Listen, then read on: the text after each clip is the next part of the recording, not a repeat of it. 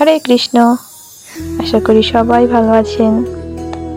আমি আমার গোপাল ঠাকুরের ছোট্ট একটা ভিডিও নিয়ে চলে এসেছি। তো আজকে শুভ পাপমোচন একাদশী। আমি আমার গোপাল ঠাকুরকে সকাল সকাল ঘুম থেকে উঠিয়ে আজকে সুন্দরভাবে সাজিয়ে নিলাম।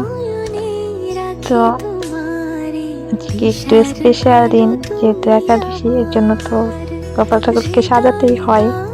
তো আমি আজকে আমার মন মতো করে আমার গোপাল ঠাকুরকে সাজালাম। তো গোপাল ঠাকুরকে সাজিয়ে পূজা দিতে আমার ভালোই লাগে। তো গোপাল ঠাকুরের সাজ মোটামুটি শেষ। আমি আগের ভিডিও আমি তেমন মন্ত্রতন্ত্র কিছু জানি না। আমি আমার গোপাল ঠাকুরকে মন থেকে পুজো দিয়ে থাকি। গোপাল ঠাকুরকে আমার সাজানো শেষ। এখন আমি গোপাল ঠাকুরের জন্য যে ফুলগুলো তুলে এনেছিলাম সেগুলো দিয়ে এখন সুন্দরভাবে সাজিয়ে নিব। তো ফুলগুলো দেখতে অনেক সুন্দর ছিল। গোপাল ঠাকুরের সামনে দেওয়ার পর গোপাল ঠাকুরকে আরো মিষ্টি দেখতে লাগছিল।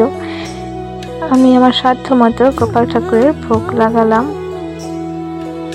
তো এটা আমার ফাইনাল লুক।